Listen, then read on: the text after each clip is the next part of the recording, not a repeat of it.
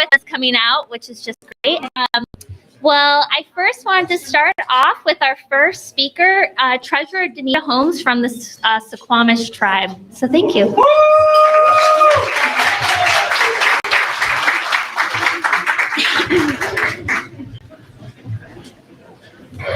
Ha slachel, Gwalapu, Gwalapu de Ished, Danita Holmes Seedsta, Sokwab Chad, To Alt Chad, Du Sokwab, Slasel Chad, Du Sokwab.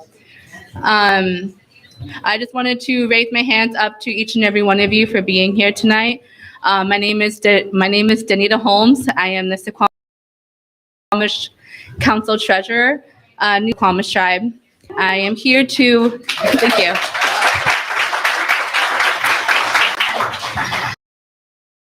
I am here to building owned and operated by the I am just here to welcome you all to the traditional homelands of the Suquamish people.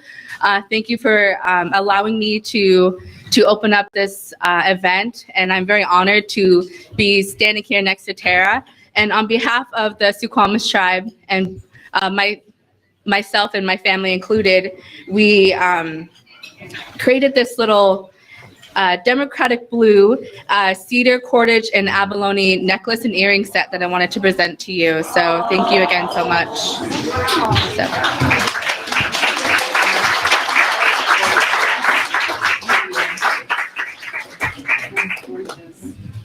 Thank you.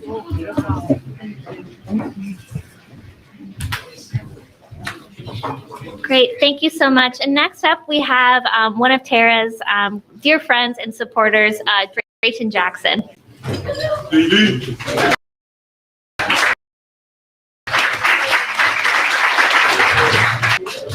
This is a great turnout. So one, I'm honored. Thank you for just allowing me to brace the presence, be with you and your support as well.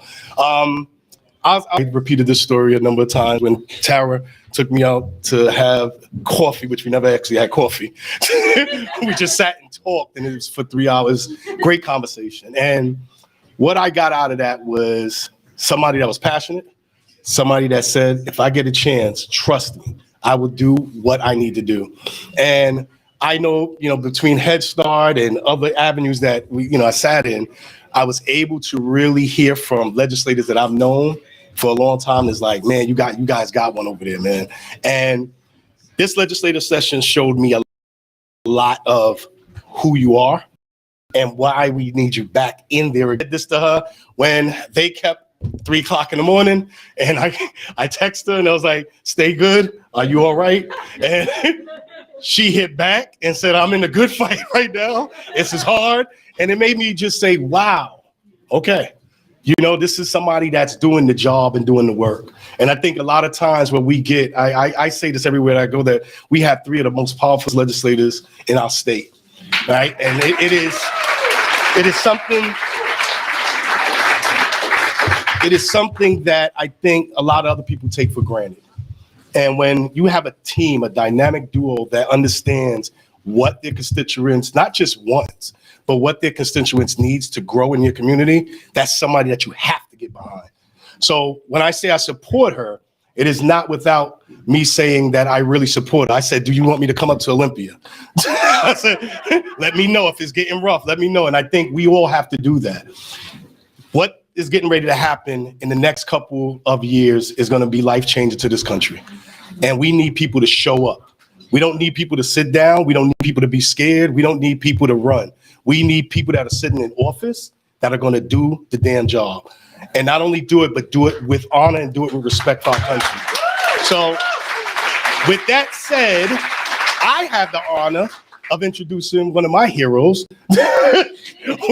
who I go, because I'm originally from New York. And when I go back to New York, I know the Attorney General there very well, because she come from Brooklyn, and she and I had a great conversation. It's like, man, if I could just get like him, man. And I know you've heard it from her, but I think we have somebody that really stands up for the small people when it comes to businesses and us taking advantage. And when you have dynamic duos like we have, not just from kids sitting in a deep, that is powerful enough to make sure people are responsible, that's people that we make sure that we cannot lose, that we have to support. So thank you, and Bob Ferguson. Thank you. I just came all the way from North Seattle to ask everybody a very important question. Are you all ready to send Tarra Simmons back to the state legislature? That was pretty good, Drayton, but not quite good enough. Are you ready to send Tarra back to the state legislature? That's more like it. That is more like it. Hey, first, shout out to Drayton. Give him a huge round of applause. That's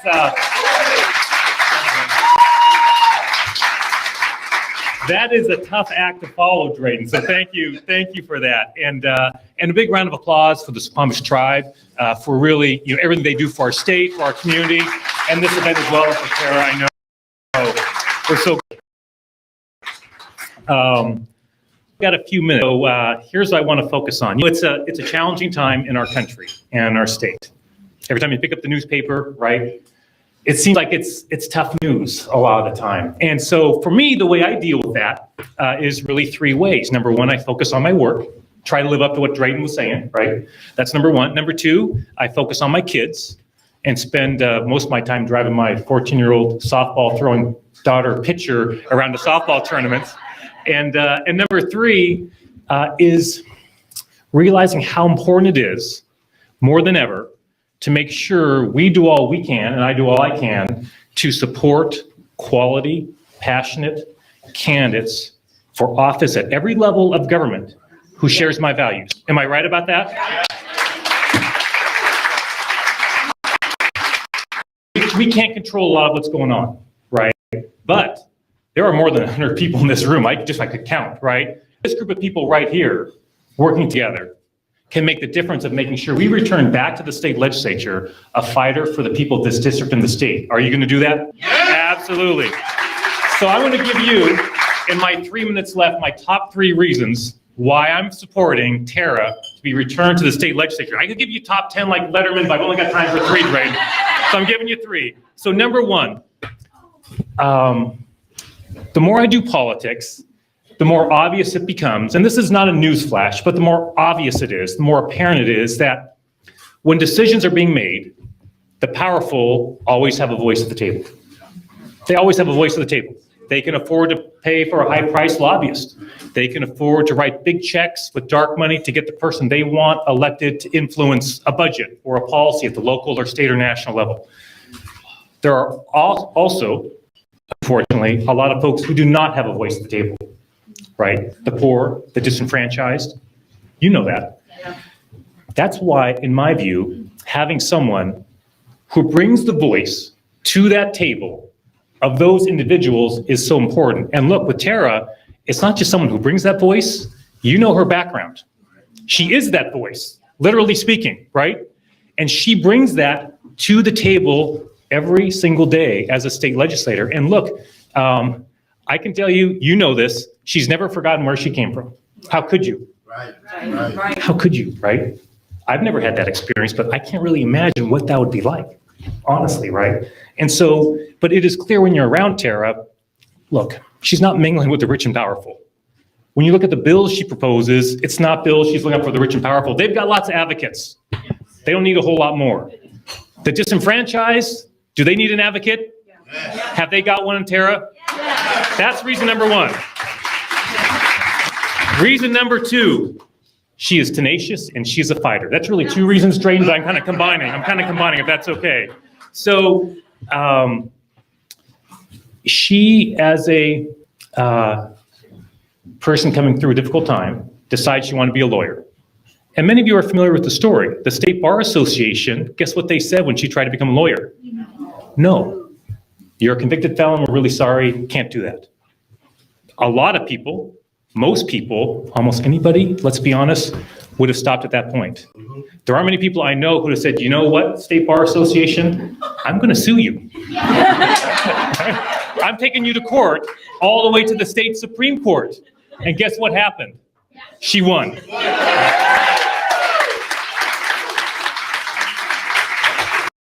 Reason number three, reason for tonight is, look, there are a lot of politicians politicians out there who use, I think, and who have qualities I admire, but candidly, they're not all that effective, right? They get isolated in some way, they can't work with their colleagues in some way, whatever it is, right? They're just not that effective at really getting things done. They're a good vote, and that's important, don't get me wrong, but they're not really leading on things that I particularly care about. But Tarra, we do not have. She has proven in a very short period of time that she's a leader on the issues that she and we care about. And look, we have enough politicians, Drayden, you really mentioned it, right? Who play it safe, who are cautious, who want the job and want to get reelected, and that's the top priority for them. That's a fact. It's a fact. We need more politicians who share our values and are willing to fight for those values, stick their neck out for those values, risk some personal comfort and some criticism for those values. Am I right about that? Tarra does that. Two quick examples. She led on a bill to restore voting rights for over 20,000 once they're released from custody, right? I mean, that is a real life-changing result for thousands of Washingtonians who did not have a voice in our system. Another example, and I'll be brief, I could go on all day about this, but part of my job is we enforce a law in our state, which is we have a law that provides, if you have medical debt, which is a huge driver of homelessness and all kinds of issues. But we have a law in our state that if you're at a certain income level, you qualify for what's called charity care, assistance with your medical debt. And that can be significant of your out-of-pocket expenses and can really be a challenge for many, many hardworking Washingtonians. Well, the law was so narrow that if you were a single parent working 2 minimum wage jobs for 50 hours a week, you did not qualify for it. Okay, great, we had the law, but I thought, hey, maybe we should change that. And so as attorney, I can propose laws. And I thought, well, who in the state legislature might be interested? Guess who I called, Drayden? I called Tarra. I said, hey, Tarra, and Tarra had her own personal experience, which she might share. So we teams together, and Tarra was the prime sponsor of a bill that now dramatically increases the number of hardworking Washingtonians, literally millions more, this medical assistance because of her hard work. Get up for Tarra for that incredible job.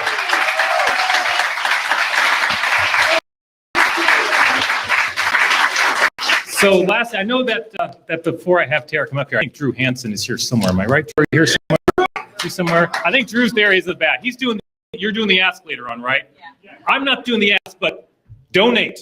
When Drew says donate, okay, donate, because we have in this district a fighter who shares your values, who's had a tough go of it, but persevered, took on the State Bar Association, takes on the powerful to advocate for you. And she wins. And she wins. So get on your feet, give a big round of applause for your legislator, Tarra Simmons.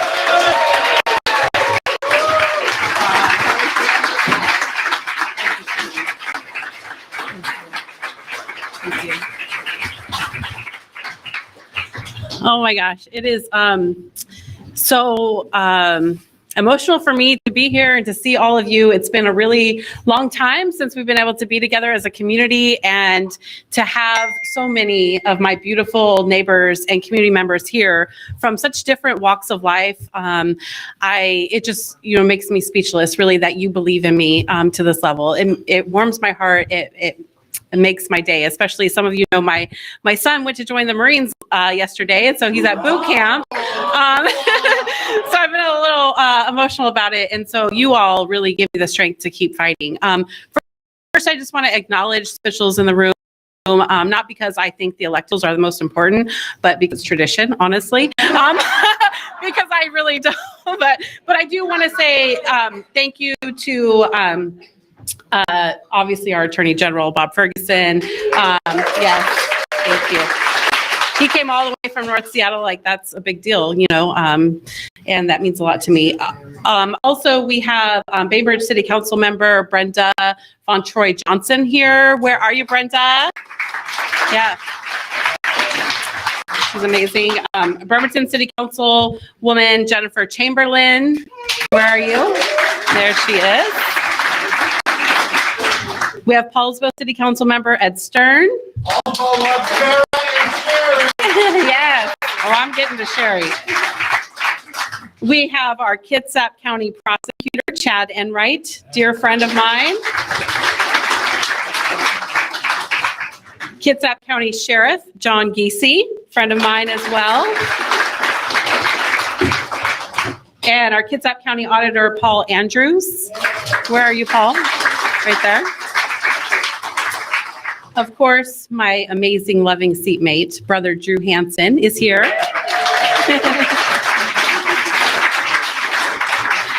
And Drayton is a school board director, but not here in that capacity. We've made that clear, but he is also an elected official. So give another hand for Drayton.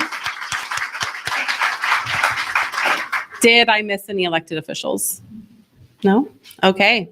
Well, they are not the most important people in the room. The most important people in the room are you all, the everyday, hardworking people who are giving back to our community in so many different ways. And it has been the honor of my lifetime to serve you in the last 2 years.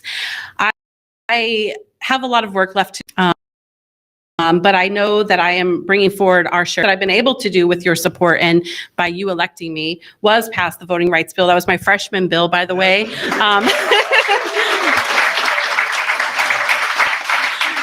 The funny thing is when I joined the legislature, everyone's like, your freshman bill should be like renaming a road or something.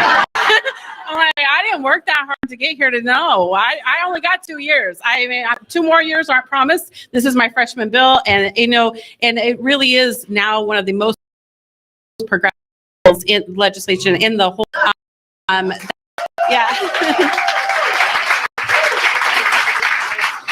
Because everybody who lives in our community should have a voice and a stake in solutions in our community. And so I was really happy about that. Other bills that I've been able to pass were around behavioral health and making sure that our behavioral health system is working. I know the root cause of crime a lot of times is behavioral health issues. So I passed a bill to create a statewide Office of Behavioral Health Consumer Advocacy to look into system in our substance use disorder treatment centers and make sure that people there have the advocates they need. And then obviously the charity care bill, that was huge this session with Bob's help, you know, really restoring, you know, increasing the charity care level so people under 400% of the federal poverty level don't have medical debt that drives them into bankruptcy. Healthcare access is huge for our entire community. It doesn't matter where you come from, we all need healthcare. So that was a huge win for me as well.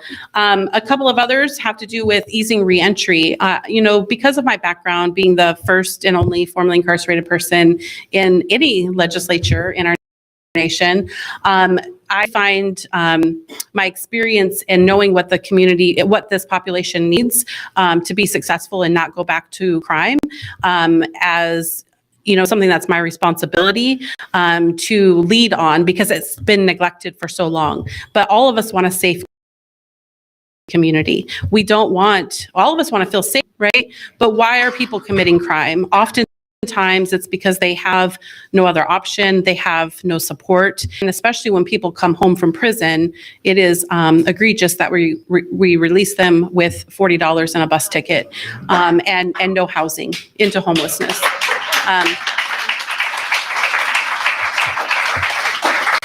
Thank you. So I've been working to pass legislation to fix the reentry process, including now no matter what, we'll have a 6-month housing voucher when you're released from prison, so you're not released into homelessness.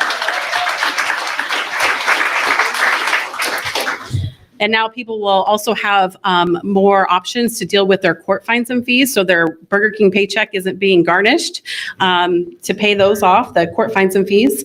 And also removing some barriers to healthcare jobs for people who have criminal history, who have changed their lives. We have a nursing shortage, we have a healthcare workforce shortage, but people like me are often just automatically excluded from healthcare jobs. We can come together. We made a small adjustment in-home care providers for that, but we have a lot more works from all walks of life. We need more x-ray technicians and lab techs. I mean, it's a huge issue. So that's what I'm committed to continuing to work on if you send me back. Also, we were able to pass a huge transportation package for our district, bringing in money for ferries and the Kingston realignment project. But some of my favorite things were being able to do budget provisos to invest here locally in our community. Was able to get $1.5 million for the Rejuvenation Community Center that will be a place where our unhoused neighbors can go to take showers and find respite. It's for the Foundation of Poverty and Homelessness, which Drayton Jackson runs. So it's really wonderful to have someone like Drayton who has lived experience of being unhoused, leading in our community on solutions. And it was great to be able to partner in his vision and for a new center in East Bremerton that will help people that are unhoused. Also was able to bring home some things for the Kitsap Mental Health education program that they have for kids that need, non-traditional education that have mental health issues. Got a second classroom there, expanded our investments in the Illahee Preserve, which is a place where a lot of us go to find our own mental health and respite. The Welcome Home program, which provides wraparound services for people coming out of the Kitsap County Jail.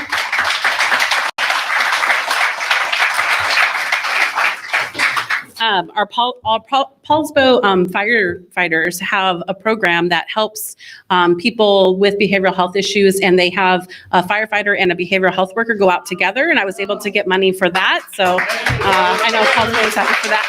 Yeah. And one of the biggest things I've really done in the last 2 years is continue to work on public safety and criminal justice, but also to expand and analyze my own bias towards law enforcement and really start to build those relationships.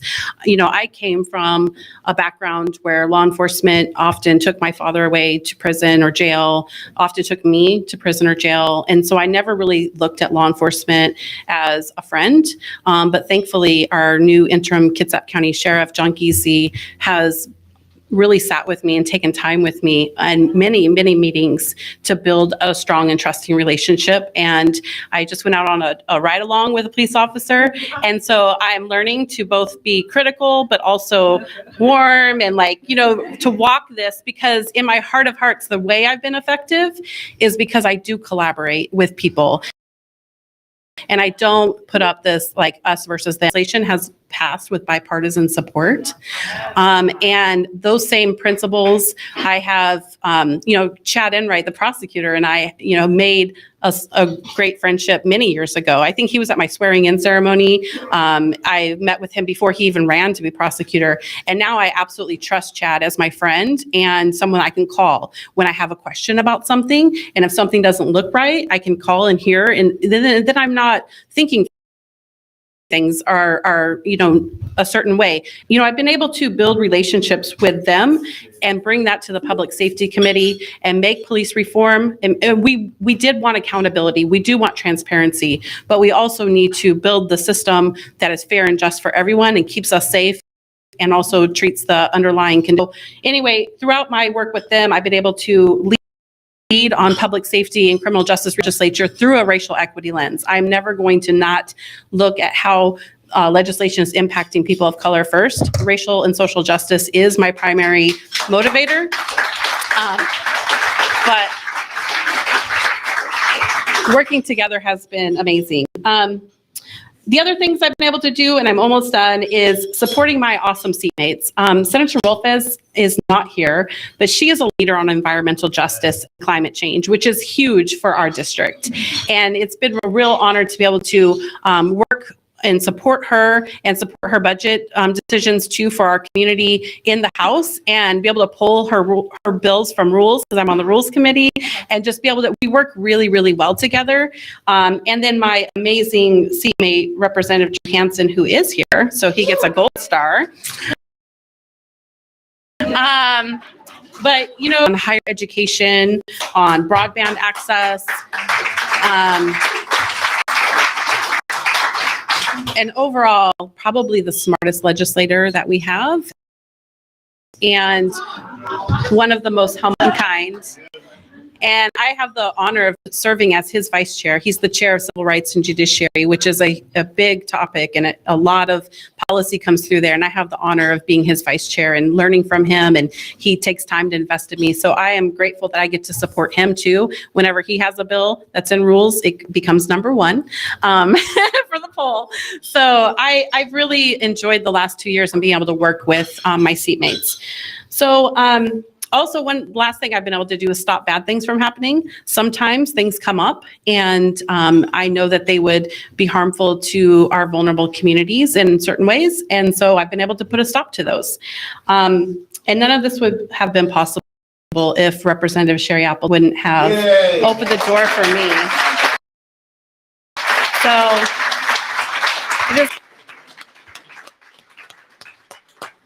Representative Sherry Appleton is here tonight, and it's really special to me because I haven't seen her for a while. We never got to celebrate her retirement in a proper form because of COVID-19.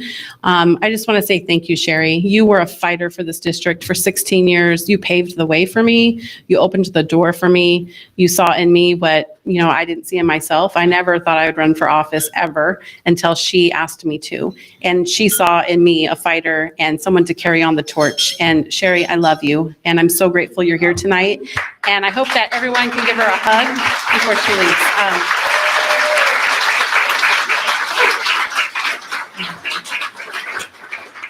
Thank you.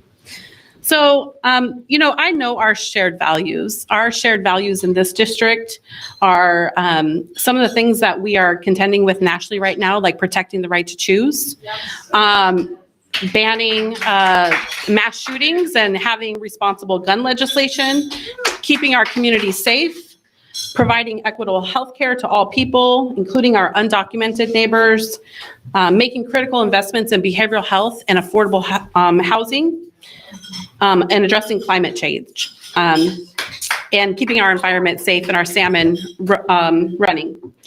So because of your belief in me, I've been able to make some progress on a lot of these issues over the last 2 years, and I've been able to represent our families and our friends, but I have a lot more left to do. So I am grateful for all of you. You all contribute to my strength and continued tenacity in certain ways, whether that's through social media or going for a walk with me.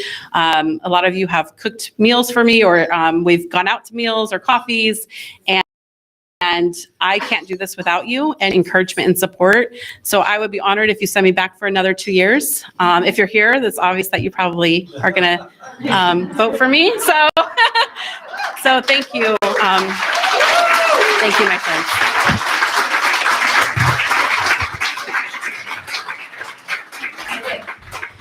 Now I get to call up my amazing, awesome seatmate. Your seatmate. Yay! Okay, another round of applause for Tarra Simmons. Let's go! Woo!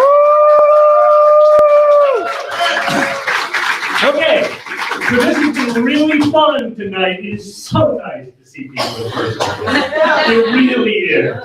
But this night is not about fun. Okay, this is about funds. Okay, there's a D in that word. This is a fundraiser. This is not a fundraiser. We're raising funds. That's why I'm here. So some of you all know, I grew up in the church. My mom is a retired minister in the Evangelical Covenant Church of America. We have a lot of church people here. I saw Alice McCain from my church. My pastor, Sonia Solo, is here. So we have good church representation. So if you're from the church, you know that this time of the service is this is what we call the altar call. So I would like to invite you to enter into a personal relationship with the Tarra Simmons camp. If you have already given your heart to Tarra, I would like to invite you to deepen your discipleship journey. Now, at church, we have a moment where we pass around a plate and you can put a little envelope in it. We call that a time and talent survey at my church. Time is like how you can volunteer. Talent is not skills. Talent in the Bible is money. So we're going to do a little time and talent survey here. We have Bridget and others who are coming around with, guess what, envelopes. And you can fill them out with your time, but particularly with your talents. Or you can scan the QR code as you leave and you can give. Or you can go to electtarrasimmons.com. Okay, there's 2 keys in the electtarrasimmons.com. Or you can do all of that. And look, y'all, if you know what happens at church when the church needs a new roof. The pastor says, okay, look, whatever y'all thought you were going to get here tonight, you're going to have to do a little bit better than that because you're not giving sacrificially. And so what we are hoping for tonight is sacrificial giving. So that you can send this extraordinary representative back to God's word, literally, that's not a joke, doing literally God's word and the word of the people. Give it up for Tarra Simmons. Give it up.